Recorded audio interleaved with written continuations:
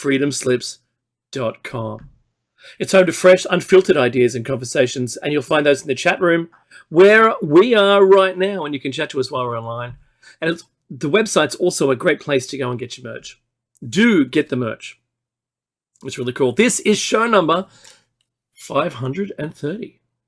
Oh, 30 and 500. Nice. Ooh, very nice. Clean. So many years. Yes. Many years. It is. Many.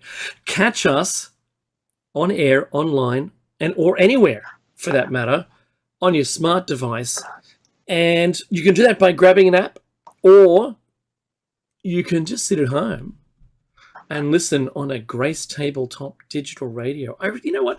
When I wrote that, Meki, I understood just how wonderful it is actually saying Grace Tabletop digital radio. I know, right? It's a beautiful phrase. It is. It's almost every letter in the alphabet. It certainly gives your mouth an exercise. Let's put it that way. And that's important. Yes, it is. Calisthenics. If you missed Solaris' show, which I did sadly, but I've contacted Solaris, and I obviously extend my apologies to her, because I missed out on a great show, which I'm going to actually catch up by going into the archives, which are free. You can go into the station's archives, you can listen to the shows there, you can download them and binge them, which is kind of what we do, I think, these days. And she had a great guest, as usual, as always, Bill Brown, and they were talking about Giza Plateau and healing chamber technology. Mm-hmm. Because I think that's really important. If I was hugging a crystal right now, I'd be too well. Just saying. I'd be completely healed from top to bottom. I'm going to buy myself a bigger crystal. Clearly. It's all about the size of the crystal. Or is it how you use it? I don't know. Now, for serious note. I'm getting crystal envy. Crystal. I like that picture of that person's house on fire, and it's pretending that the meme is about smudging. Smudging when the in-laws leave. You see it's just bellowing thick smoke out of every window. It's really funny. Yeah, I feel that when Myrels visit. So, now the serious moment. I'm broadcasting out of Darkinjung country, and Meki out of Darak country. The Darak country. I know when he's at home, and he knows when I'm at home. And Meki and I, as Shiny Side Out, acknowledge the traditional custodians of the land, and we pay our respects to elders past, present, and future. And during this presentation today, these 2 hours, from what I understand, there is no pictures or audio of any persons dead within the Aboriginal, what was they, culture? Yeah. Or history within, yeah. So that's there's no warnings there that we need to provide you. Whoa. I'm just going to start and say, if Russia had used encrypted wireless communications, we wouldn't be hearing pleas for survival, for food, for fuel and ammunition. We wouldn't hear the plight of the poor Russian soldiers who, are there and have now discovered that it's not this big push for whatever their reason were again, for eliminating Nazis, yes, and in their special military operation, which if it ends up in a land grab was pretty poor, to be honest, as a description. But Becky, I've been listening to them because they're not using encrypted transmissions. You can, with a scanner, just pick them all up and listen to them at will. We can't do it here, but I've been watching a whole bunch of clips of people, even spammers. So spammers, Ukrainian spammers, just giving their 2 cents into the conversation. Yeah, but doesn't it strike you as odd, to say the least? Isn't it like an odd thing? I mean, you think, It should really be encrypted, shouldn't it? I mean, they should really encrypt this stuff. But it's like Right? the Soviet era, just using walkie-talkies. Little tin cans of bean with a string in between. That's what you need. It's the height of technology over here, and my board is larger than your board, and my nail is bigger than your nail. Don't you worry about that. I'll come and show you. So what the 100 tanks lost at that river crossing was pretty interesting. So like I said, this is our Star Wars moment. We're going for the underdog finally in some conflict. and Finland this weekend is deliberating in their parliament for a unanimous vote to join NATO. NATO's head has said, absolutely welcome. You just decide and then tell us, and we'll probably fast track it. But the normal process, Mackie, from what I've learned this week, is 1 year. Oh, to be, is that right? Yeah, to be totally accepted into NATO.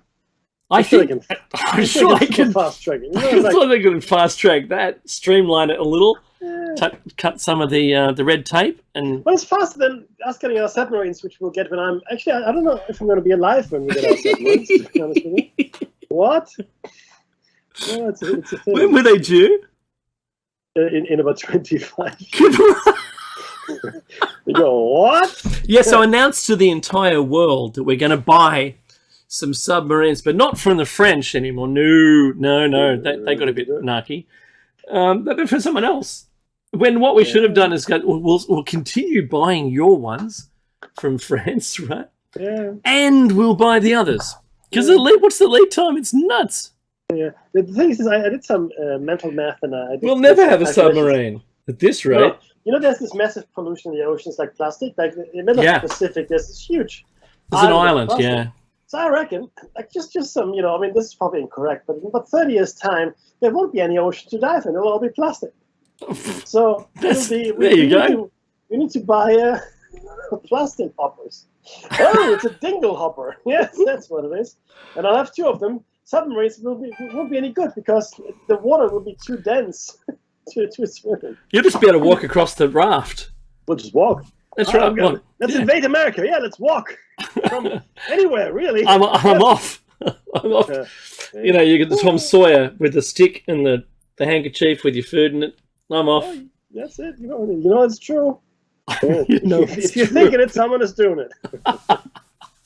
Yeah. So, it's really nuts, and all of the countries now that are supporting the Ukraine with military equipment is increasing, and the donation of large bore artillery with self-propelled ordnances, which exceed the Russians' ability to send a conventional, because they don't have self-propelled, conventional artillery piece,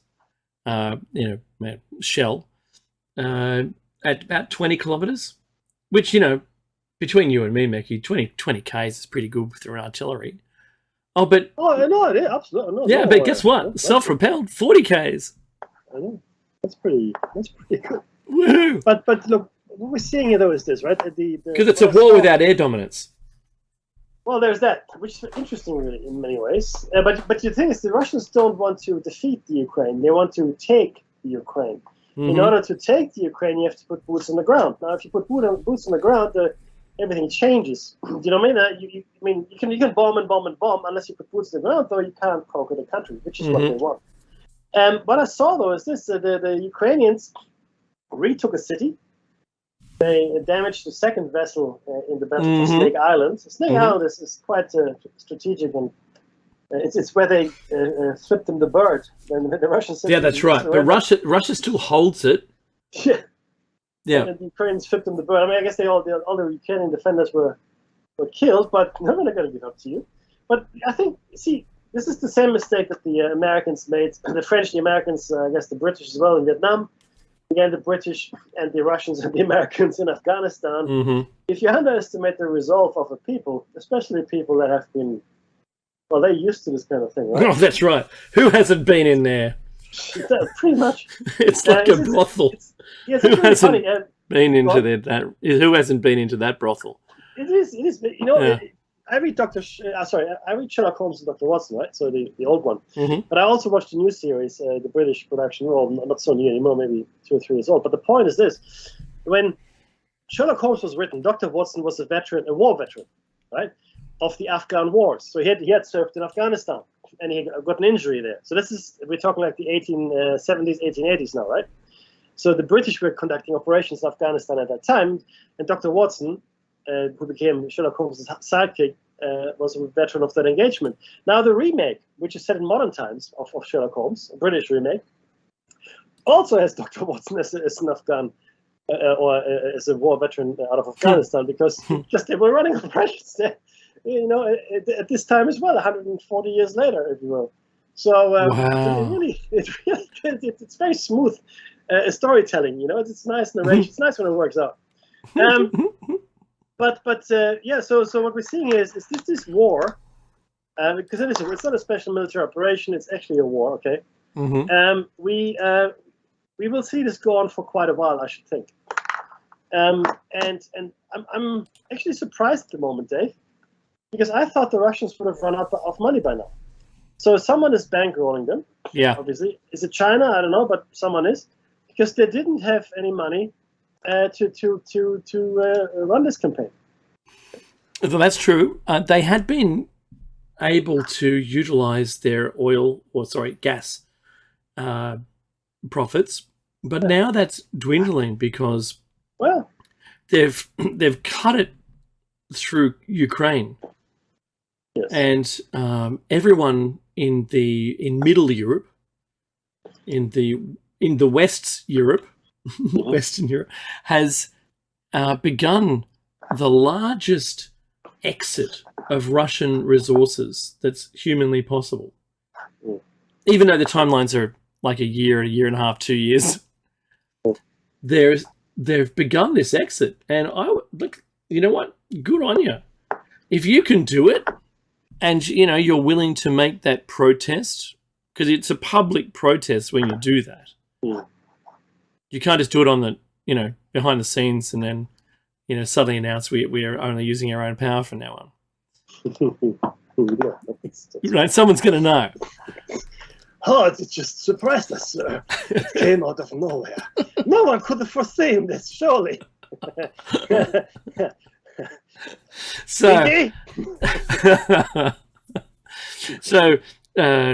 I like I said, I think it's astounding that all this is taking place. Now, it's also in line with the greening of the planet to stop utilizing those and try and go as green as possible. Some countries, like Germany, are doing the best they can to green themselves up and get themselves away from that. But it's particularly cheap. It's cheap and nasty, high sulfur fuel that they've been purchasing, and that's really bad for the environment because you get sulfur dioxide, and you add that with water, and you can get sulfuric acid. That's not so good. Hang on, that's what they had. They had acid rain in Germany, didn't they? They did. Yeah, and so it's kind of not really good. So we could be. It's kind of not really good. It's kind of not really good. It's a sliding scale. Understatement of the year goes to Mr. David Unger from Sunny Narara. Yes, it's not kind of that good. Hitler was a kind of not a nice guy. Yeah, I'm sure he would have been all right in close circles with him. Well, look, if you go bowling with him, I'm sure it would have been okay, right? Like it did bowling, that's right. What? When they bowl in Nazi land, right? That's what happens. Do you know what, Meki? I did some research. This is an aside to that, but the segue is German. So there was, and I'm not painting Germany in any bad way here. There was a German scientist that decided he was going to keep a dog's head alive, and he made a machine to oxygenate the blood and pump the blood. Okay. And it that eventually sounds odd. No, not at all. Right? And I think they killed it in their experiments. This is the olden days, right? In their experiments, they'd put to sleep or killed a dog, and then after like 8 minutes or something. Then they hooked it up to this machine and started up, and the dog came back from the dead, which was pretty cool. And this is the thing. So that machine ended up becoming the machine called the ECMO, which is now in use all around the world in ICU. And I know this machine by the word ECMO because my daughter was on it. Oh, wow. But it started, in the time when the research of a dodgy nature was kind of being performed here, there, and everywhere, but no one ever admitted to any of it. Yeah. Only when you had a success did you call it out, and then everyone stared at you going, "Oh my God, what were you doing? You did what? To what?" Right. Yeah, anyway, so they kept a dog's head alive without the body for a great amount of time. Mm-hmm. And just extraordinary. And then he sewed everything back together. It didn't kind of work as well. But it was a German scientist. Oh, what a shock. Yes. There's a segue. Oh, why the Germans all the time? All the crazy Germans. It wasn't the one that I thought it was going to be. That in our friend's film Keeps Hitler Alive. Oh, Mengele. Yeah, it wasn't Mangler. No. but having said that, look, I think the world is now changed. What a segue! I'm segueing again. Watch out! Whoosh. You're the segue king. What? Whoosh. You said that. That's true. Yep. That's what happened.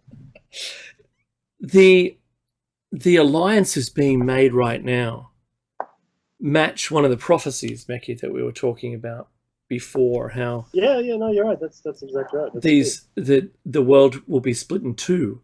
Doesn't mean physically. It means which side, which team are you barracking for, and which one are you willing to help? Not just stand aside, going, who cares?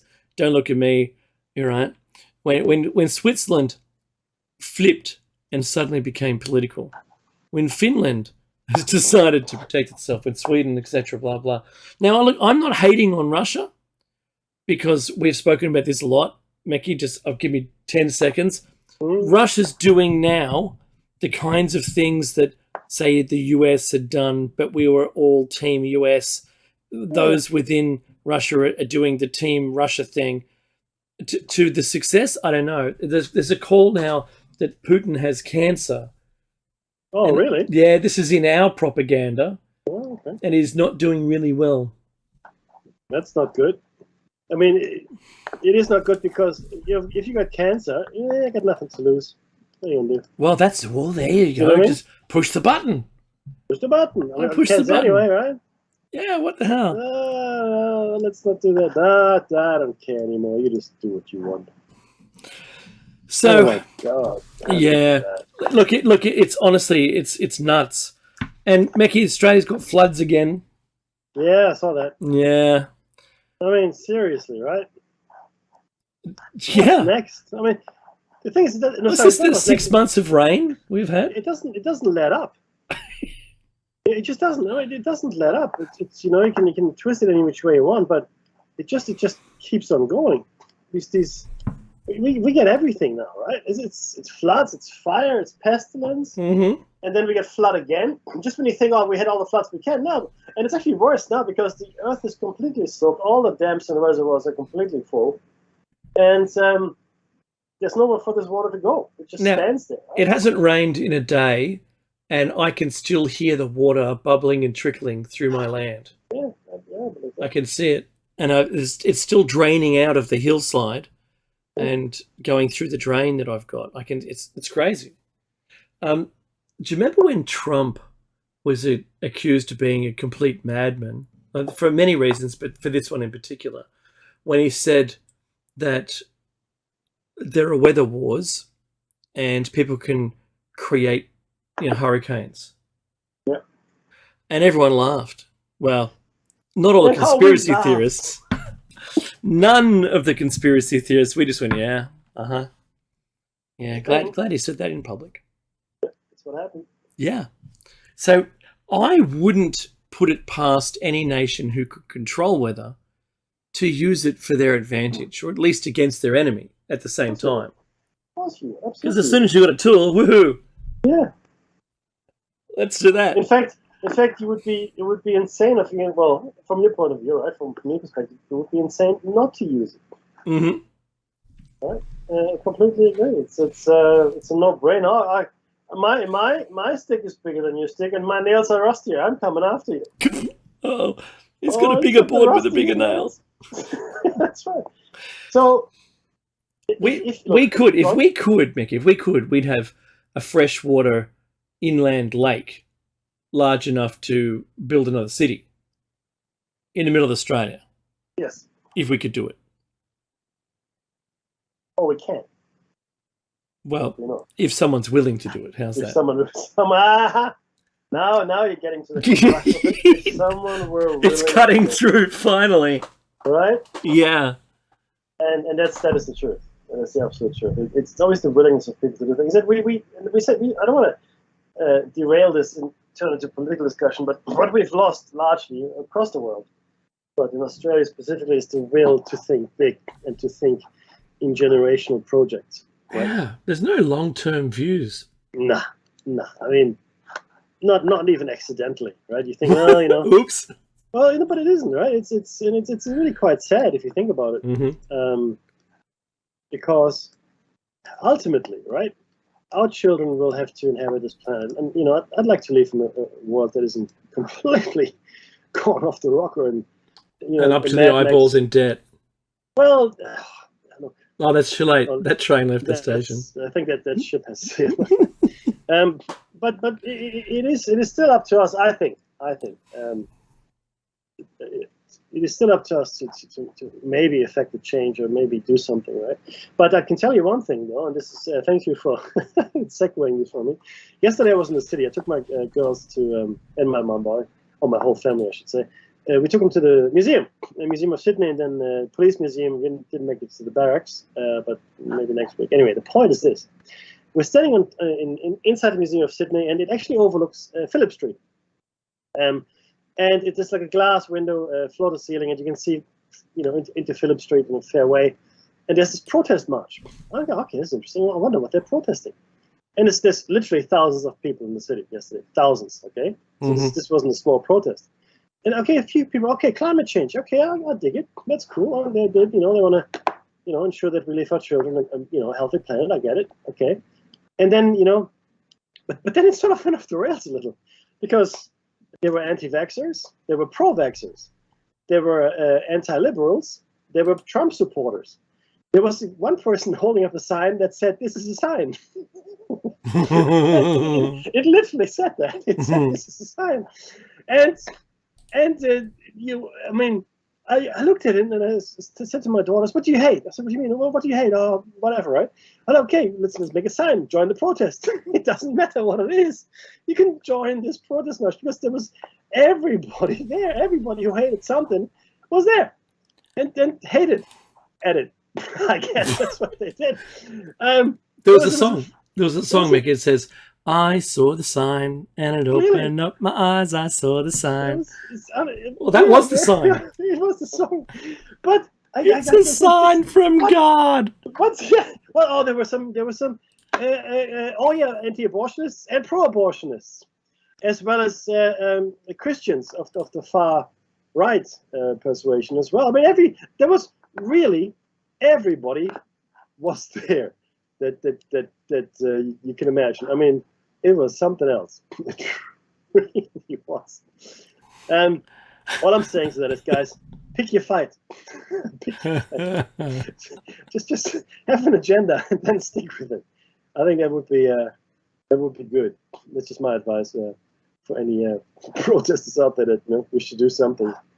And I'm all for it. I said to my daughters, "Look, this is good. They're 6 and 8. It's good. See what these people are doing. That's a good thing. They have the right to protest, so they should, right?"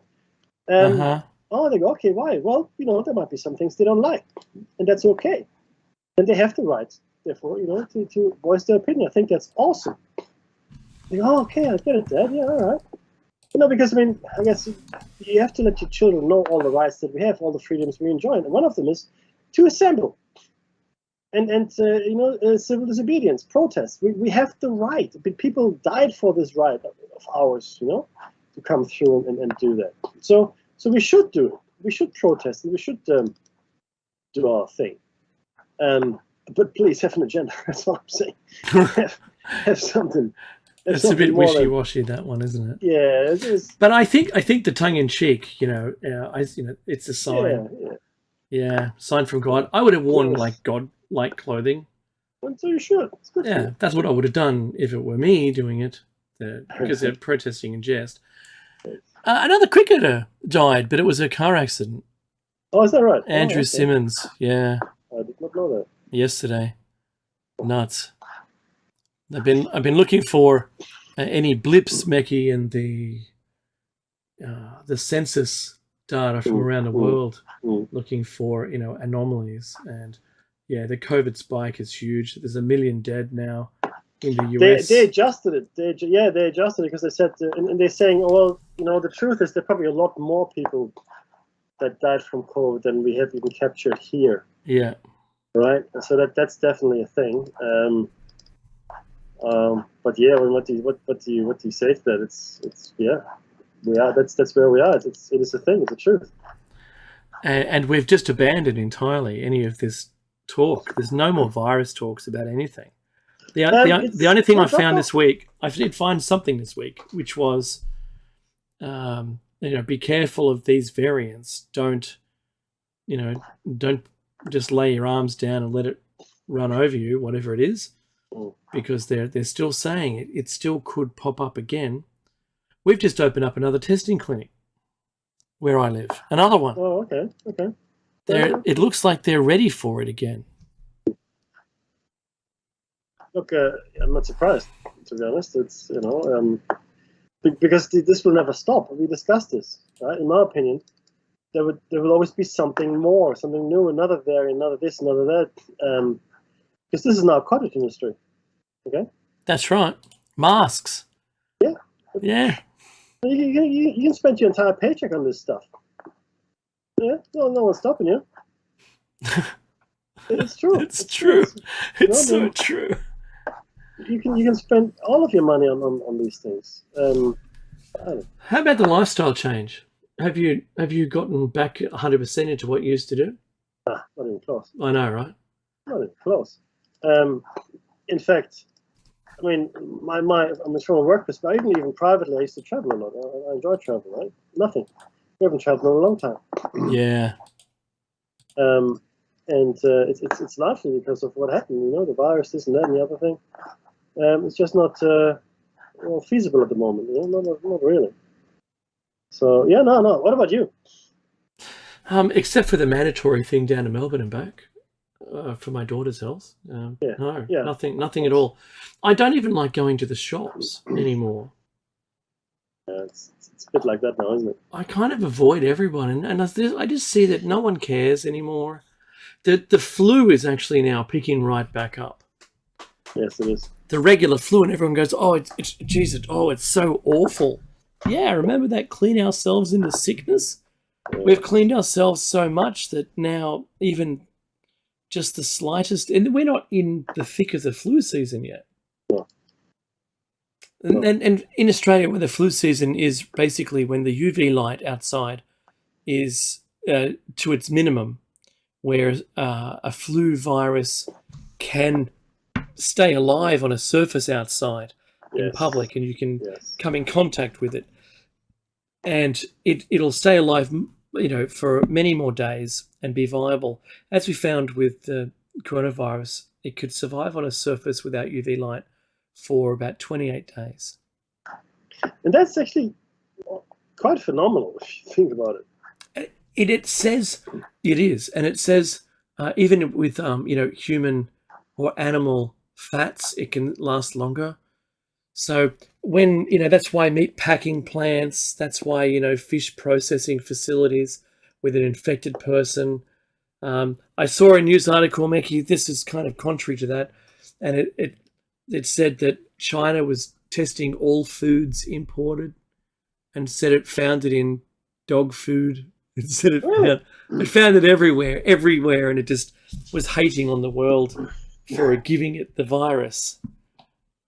Well, And- again, as far as I'm concerned, the jury's still out on that. I mean, as people say, it Where? started in What was the Wuhan. true source? That's Yeah, right. exactly, 100%. And did it really start there, or did it start somewhere else? And it just wasn't really. It didn't take off like it did in Wuhan for various reasons. So And finding it in the fish market makes sense after what I've just said. yeah, completely. So, just an infected person working there is enough for it to, to be able to be propagated to everybody. Because you go to work when you're just not feeling well. We've all done it, but now we don't. No. And in fact, very few people go to work. Sure. So Yes, there's sure. the work from home policy, which is tremendous. The alignment, Mickey, with the Great Reset, and having companies now representing, or demanding of their staff and of their employees, but also as a business as a whole, to reduce their carbon. That's huge. That's the biggest step forward we could ever have hoped for from a green lobby, right? Oh yeah, look, For climate, yeah. absolutely. But again, I He who I drives just a want, supercharged car. that's what he does. I got a hybrid. No, but we are living in a time where a lot of things are coming to a head, and things are moving very, very, very, very fast. And when things go sideways, and they will inevitably, they will go sideways very, very fast. All I can say is, be prepared. Be that person that can get away, or has the resources or supplies, or whatever it might be, right? Yeah. Because this, I mean, it is okay. What we're hearing now is this, right? And whenever we hear this, it's like a prep session. Oh, the Ukraine, the war, Odessa, the bombing of this and that'll lead to massive food shortages, global. And you're thinking, how is that possible? Well, it happens that the Ukraine does deliver massive amounts of grain into the world. That's true. It's a fact. However, it's only like 10 or 12 countries that are really affected by this. Yep. Okay. Now, they're important big countries as well. There could be knock-on effect as well. And they're saying, oh, there's going to be another supply chain issue with computer equipment. You ask yourself, okay, like what? Well, it looks like as though a lot of noble gases that are required in the production of computer chips are coming out of the Ukraine. Right? Wow. I can't remember if it's neon or freon or one of those. Sure, I can't remember right. which one. It won't be It's one of Freon. Yeah, maybe it was neon then. Or xeon. Anyway, point is, there they are, right? And you're thinking, okay, but what we're being prepared for is more and more disruption, more and more uncertainty, right? Mhm. And it'll turn out that, I mean, the thing is this, it doesn't even have to be real. We all, well, not all of us, but a lot of people were fighting for toilet paper in the supermarkets. Yeah. Fighting for toilet paper. I'll say it again slowly, fighting for toilet paper. It makes no sense, but None. It makes no there was no sense. toilet paper in our local store recently. You know? So why still? Exactly. But the thing is, so even a rumor of a shortage will lead to a shortage. Or a public holiday weekend. Oh, that yeah. Well, so we can this. There will be a day where we cannot shop. We must buy everything. For years. Yes. Oh yeah. And so even a perceived crisis, and not a real one, will lead to these problems. And then Yeah. then it will become a self-fulfilling prophecy, because yes, there are now shortages, because some morons bought 50,000 toilet paper rolls. Sorry, but That's true. It's so true. it's not sensible. It's not sensible. No, Any- no, completely right. I don't care who you are, what you do for a living. A normal human being does not do that. It's not what we do, everybody. Okay, can we agree on that? We don't. No. And we don't fight over toilet paper. I mean, okay, well, you know what? Yeah. If the chips are down that much, I'll tell you what. Let's use some leaves. Okay, oh, you know what? Or we just wash our underwear more often. Whatever it is. Have a shower, whatever it takes, Yeah, right? that's a good idea. Have a shower. That will work. Bidets. That's why the French have got it over everybody. There you go. But No toilet let's paper. let's not have fisticuffs, shall we? No fisticuffs. Yeah. So, tying it back to the opening about the conflict in the Ukraine and NATO and everything. My thoughts, and I just echoed this from every other time I've spoken about it. My thoughts are as simple as it won't hurt to prepare yourself should the European conflict escalates further by just simply getting yourself some, those large bags of flour. I don't mean like 1 or 2 kilo. I mean like a 12 kilo. Just do that once a week, or just as you can. Get some rice, because rice doesn't need to be boiled to eat it. You can soak it for a long time and eat it to get the heat off you, right, so to speak. You can make bread just with some flour and some salt and some oil. That's all you need. Yeah. And some water. The things you can do and the little you need to survive, I would do that, because if hyperinflation starts, these things will be out of reach. That's true. That is true. Once the panic started, like crypto has fallen out. Its butt fell out. That was crazy. It's still going on. I know. I mean, you have to ask yourself. Well, look, it doesn't have any. There's no safety net. I mean, if you know what you're doing, great. But again, it's a thing. If you know, but you shouldn't invest in things that you don't understand. Okay. And my question remains: what is the mining activity for? What is the? Don't tell me to look at Bitcoin. No. It's not. What? Whose encryption are you breaking? Because there isn't any proof of what they're sending you to crack is their own blockchain encryption. That's right. If the whole world was mining, what are you mining? Yes. What are you trying to crack? What 256-bit hashing are you trying to crack? So if you're in IT, you know what I mean, right? Yeah. So what? Is this an organized? Is there a coin that some country has stood up just to pay its people, like the 50 Cent Army, to crack, like the Department of Defense? Maybe. Encryption? Don't know. Could you do it? Oh, absolutely. You could so do it that way. Oh, 100%. And no one would know. You wouldn't even know as you're doing the mining. You don't know. You're just getting rewarded for doing it. Who cares?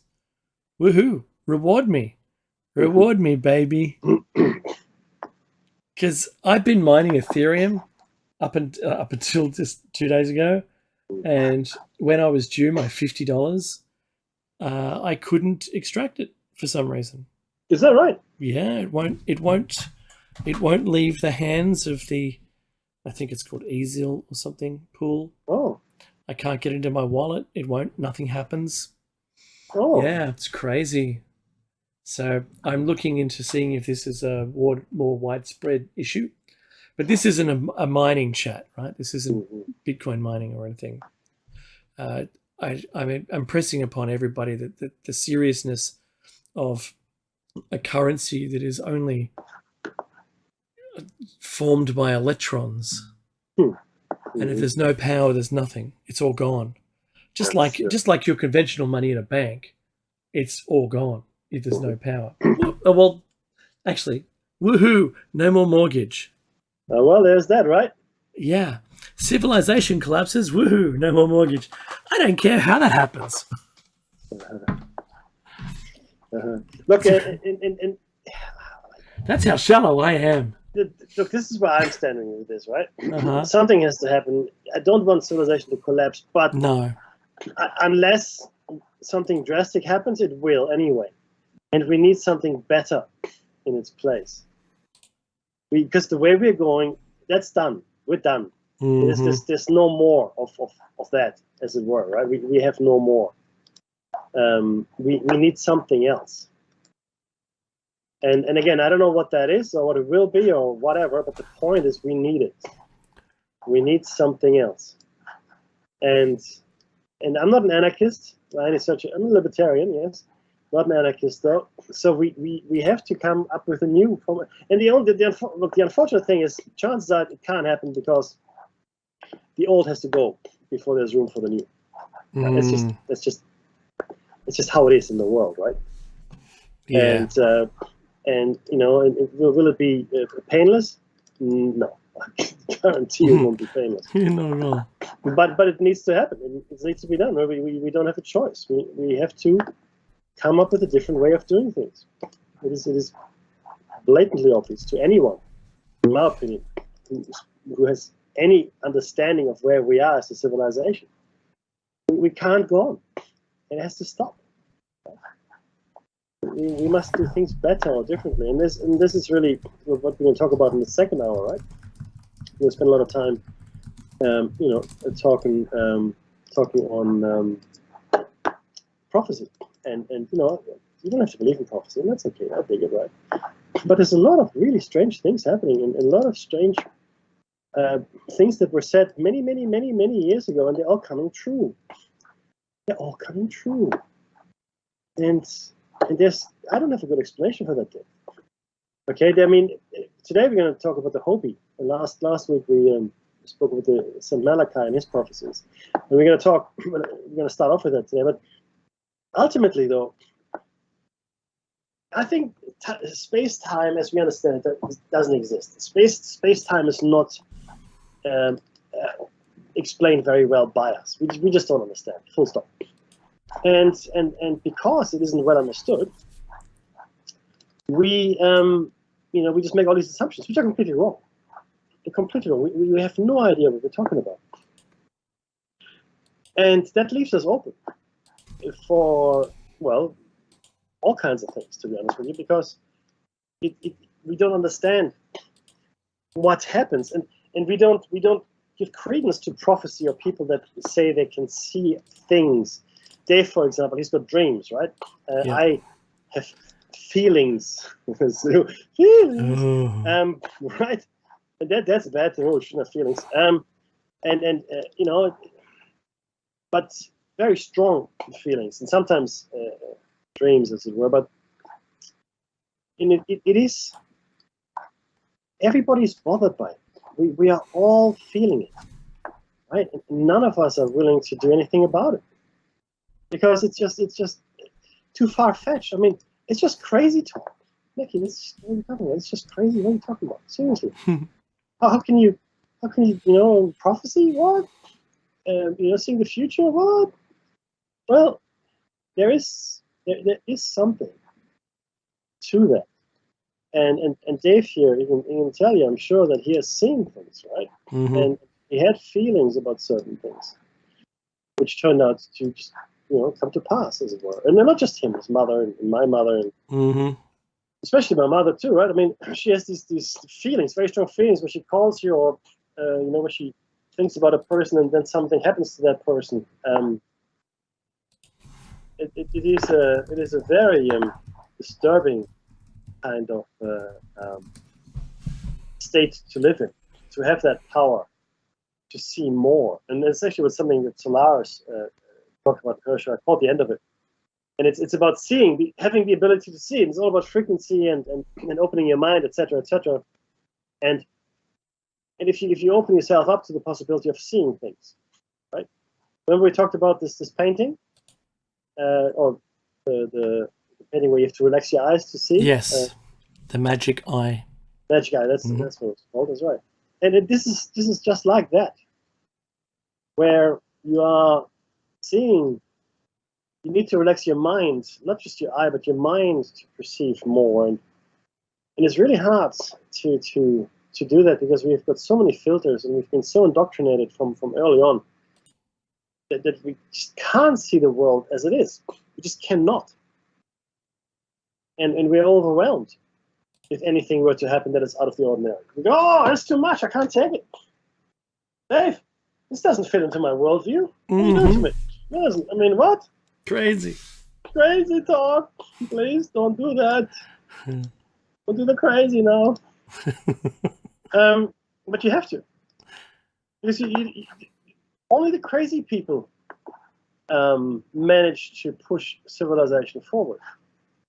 No, that's not true, Mackie. No, it is actually.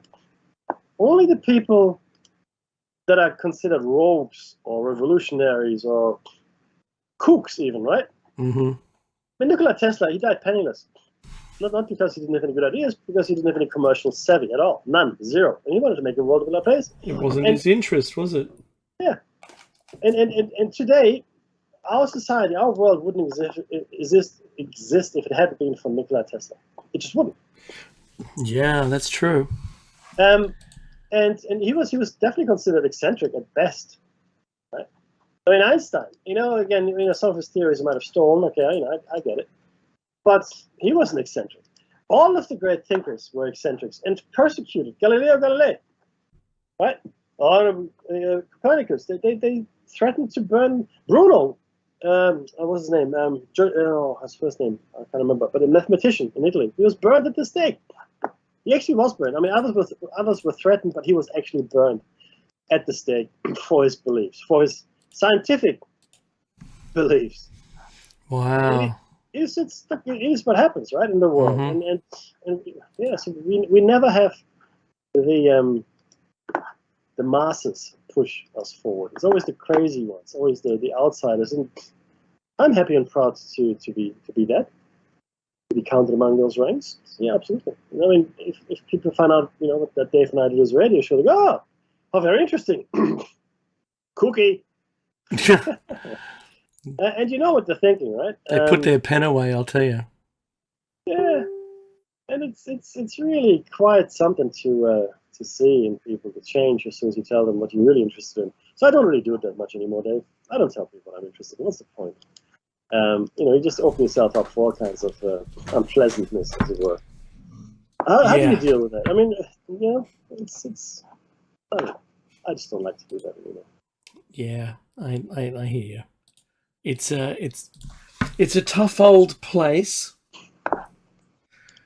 I think what's been weird, like the last 3 years, Becky, if you and I look back over the last 3 years, where conspiracies were still conspiracies, everyone hated on Trump still. We hadn't seen the virus yet. The world was kind of green this, green that, climate change is rubbish, blah, blah, blah, on as a whole. And then today, it's almost the complete contrast. Everything Trump said was true. Climate change is a thing. It's now acknowledged by even the most disagreeing government, whose sponsors are mainly those who cause the greenhouse gas emissions for the most part. Yeah. Even they've had to simply admit it, but do they do anything? Really not. And there's nothing that they can do now for us to go back in time to the 80s with the amount of emissions that we can't return back to that time. So what do? Well, we have to live with it, be prepared for sea level rise and all of this. But from my perspective, Mickey, when I look at climate change just on its own, the Earth is still thawing from the last ice age. It wasn't a steady state of ice caps and glaciers. That was not a steady state. It wasn't the equilibrium point. So there's evidence everywhere that the sea level was higher. And if you track what we've now learned, look at, was it Glacier Park? There's no glacier anymore. Yeah. I mean, the shrinking of the glaciers is quite phenomenal. And that was occurring before we got to anywhere near the numbers of today. All of the other, even where I live, that was glaciated at one point before it was a tropical rainforest. And look, we just have to admit it to ourselves. I think it depends on how big the window is for the photograph. So thinking about if you took a photo, if you say you went to, remember those old stands at the convenience store, we'd be able to get a postcard of the beach resort you're at. You looked at it and you go, wow, that was like for the 70s, and you go, wow, look at that, the holidays. Oh wow, look at, and look, I can see they've got new buildings since then. Well, all the things we've done since we were happy with the environment, and I mean, go back to the 50s or earlier, we thought everything was going to be fine back then. Yeah. We can't get back to then. The amount of sea level rise is almost a foot since the 1900s, and we're looking at least 1 metre to 3 metres coming in the next decade. That's what they're telling us now. That's the minimum to the maximum rise. Yeah. And then they're keeping that out of the media. But this is why everyone seems to be jumping on board right now, because they go, well, really, how bad is it going to be? Well, it's looking pretty bad. So what do?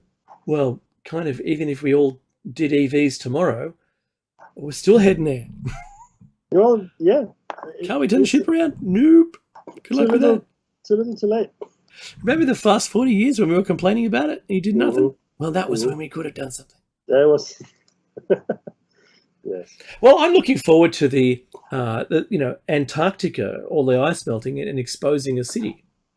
I'm looking forward to it too. That'd be great. I know, right? Maybe we'll get to see that there was another civilization here before us.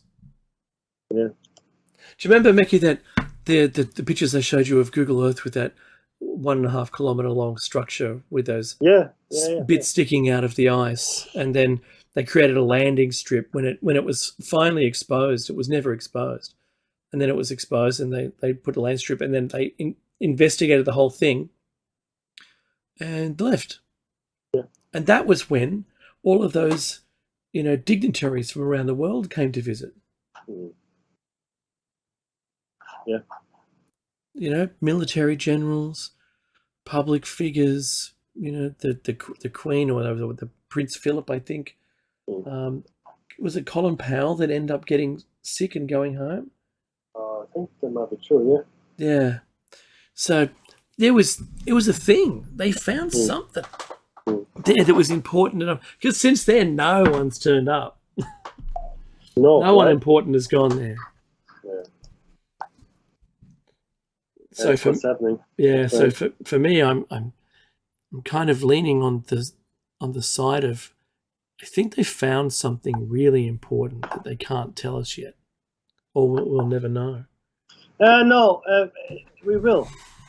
It's impossible to keep something like that.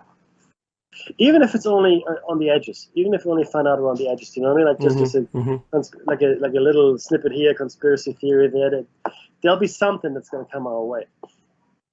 Not sure what it's going to look like, all right? But it'll definitely come our way, 100%. Oh, there's the music. My goodness. That went quick. Hey, this is David Meki's Shiny Side Out. This is episode 530. And you heard that right, 530. It's only going to be a small break. We'll be back after the top of the hour. And we'll be back with Prophecies, part 4.